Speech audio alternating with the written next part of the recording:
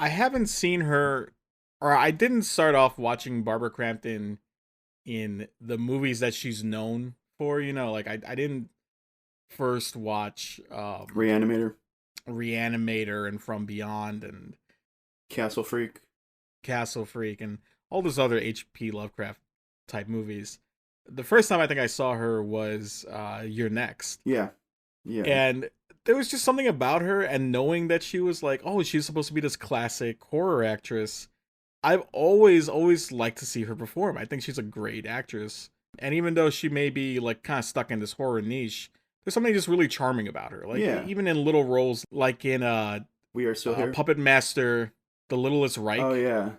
she plays the littlest cop in that. And I thought she actually did a pretty good job. I'm surprised that considering your history with horror movies, I'm surprised you didn't watch Reanimator at like 12 or something. I know. I waited somehow till I was 15. Yeah. But but because of that, I like to, if she's in a movie, I'll be interested in seeing it. Yeah, definitely. That might end today. Because although I did like her, I did like seeing her in the same way I like seeing an old friend. Yeah. The movie we're talking about today, Sacrifice, not the best film. Yeah. I would say, to the point where I think I would be just straight up about it right now. I did not like this. Yeah. I did not like this to the point where I was like, man, this didn't have to happen. Yeah. Of all the Lovecraft movies out right now and coming out, and all the regurgitated H.P. Lovecraft stories that we've heard and seen, this is the weakest Lovecraft movie I've seen in I don't fucking forever. Yeah. Like we just had Color Out of Space. Yeah, this is Color Out of Space is definitely better. You have to know you're at least to that level. Yeah. Like if anything, it's bold for them to put this out. Right. But this is is it actually like a Norwegian film? Because it's filmed in Norway. I have the director's IMDb pulled up, and it's filled with Norwegian actors. Yeah. So it seems like it's a local affair. Either way, the movie Sacrifice is about a couple, man Isaac and his wife. Let's take a look right here. Emma, yeah. They're expecting a baby, and for whatever reason, Isaac decides to move back to his birthplace of it's what seems like I think it was called like Bjork or something like that. It's when his mother dies and they inherit his childhood home. His home is what it is. Yeah. So they go to this Norwegian island, and immediately the locals. Well, first off, we have Ludovic Hughes as Isaac, who himself is just like the dumbest character. Like he goes into a bar and immediately just is just a dumbass to the point where he escalates the situation and doesn't know how to fucking back off. Yeah. He doesn't seem like a real person to me. Yeah. Yeah. But anyway, they go into a bar, they're looking for food, and Isaac's just an idiot, and then the bartender gets mad, and all of a sudden they hear Isaac's actual family name. Yeah. And all of a sudden the whole bar is like, oh shit. Oh, my bad, guy. Let's get you a chair. Hey, everybody, bring this guy some food and the drink. So it's like, there's some history here. Yeah, now everyone's best friends, and there's some history here going on with his family that is not really it gets revealed as it goes. Yeah. After that, they get introduced to Barbara Crampton. Yeah. Playing once again the littlest detective. now with a nice Norwegian accent. Which I feel like it was a good time trying to keep that accent up. It was jarring, man. It was like listening to I just watched that movie Little Fish, and like it's jarring to hear Jack O'Connell in an American accent. And I was just like, it took me like a half hour just to get used to that. So watching this, I'm so used to them not speaking like that but I know that's like Right. that's what you have to do as an actor, like portray different characters. Yeah. But it is kind of weird. Like, wait a minute, hold on. Oh, and I was wrong. Actually, this was filmed in London. Oh, really? Apparently, I don't. Oh no. It is Norway and London. Okay, But I cool.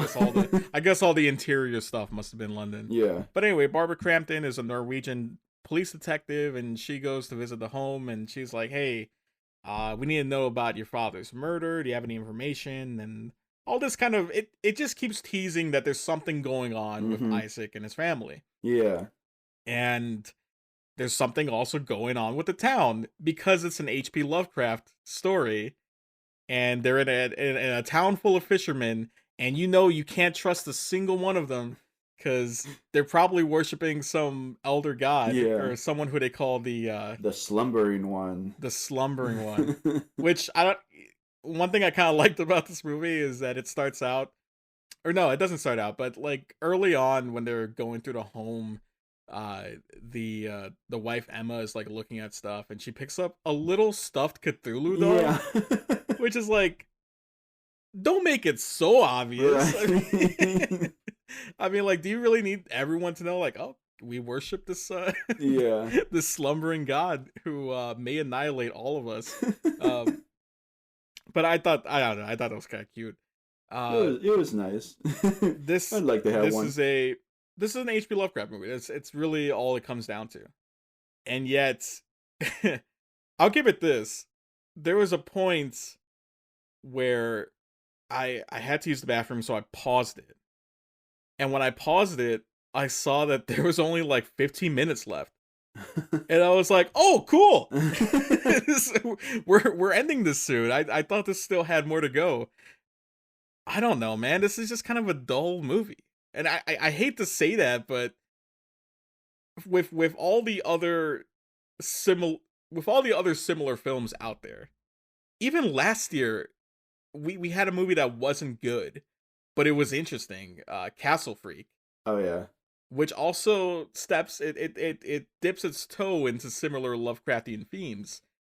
So I don't know. I feel like for this type of horror, you need to be trying to do something just kind of fucking crazy or Yeah. even disturbing, and this doesn't really have any of that. This movie did a thing that really kind of ticked me off. Like increasingly each time it did it, like they did this like 5 times. Where The dream scenes, anything that was slightly disturbing or like what the fuck, it would immediately be followed up with, oh god, what a horrible nightmare. Like yeah, exactly. what? So Yeah, so you're not really sure, like, and not to go into spoil it, but there's like she goes into labor at one point, and then she wakes up and is like pregnant still, and I'm like, what is going on here? What is real? What is not? I mean, they explain why it happens and stuff like that, but even then, it is pretty. It's nothing visually special. It's nothing entertaining. It doesn't. It just seems like let's try to add a little bit of flair and a little bit of like we'll be creative with our scares, but none of them are really scary. None of them are really shocking. It's a lot of like, ooh, something bad could happen, and then like Yeah, nothing except for the ending. I I will say the ending surprised me. I was about to say that too. That I'll give it this. I kind of dig the ending Yeah. because it seems like this really grand thing, and it leaves off in a way that reminds you of that bird from the Flintstones that's like, it's a living. Like Yeah. it's just Cthulhu, man. It's Why cool. not? uh I don't know, Jeff. Do we be watching this? I don't. I think we'd be watching this in the background. Yeah. Unfortunately. I think if we were forced to watch this, we'd be okay. I wouldn't say, hey, go check this out Yeah. ASAP. I wouldn't say yeah, I don't know. It's it could be avoided. It's a shame. It's really what it comes down to is that it's just a shame. I like Barbara Crampton a lot. I'm sure she had fun doing this role. I dig more of the side characters than I do the main characters. Yeah. I'll bring this up. There's one woman who seems like she doesn't speak at all, Mm-hmm. and she has like this kind of creepy mystery going behind her, and that's all conveyed like through her facial expression. So she does a good job. But maybe I'm too dumb, but by the end I was like, I don't exactly get everything what's going on, but maybe you can explain to me afterwards. Oh, and that actress, just to mention her, her name is Johanna Ad Dahl. She played the character Astrid, who that's an interesting character. It's an interesting performance. Mm-hmm. It's just not that much of an interesting movie. So yeah, we'd be watching in the background. Yeah, unfortunately. It's not terrible, right, but hey. Well, we'll see Barbara Crampton the next time they make a Lovecraft film. Yeah. So Color Out of Space 2. So until then, take care. See ya. What's up, everybody? This is Adrian El Critico, recording this for what seems to be the 90th time. I just want to say thank you for everything. Thank you for taking the time to listen to this review or long-form podcast discussion, whatever the fuck it was you just listened to. You can follow us on Pocket Casts. You can follow us on Spotify. You can follow us on Apple Podcasts too, apparently, which I had no idea of. And if you want to leave a review there, that'd be really, really fucking cool. If you're listening to us on YouTube, subscribe, like, comment, please. That'd be so great because, truth be told, I just want to hear what you guys think about movies. So if you're like, hey, that was incorrect and this movie is great for this reason, let us know.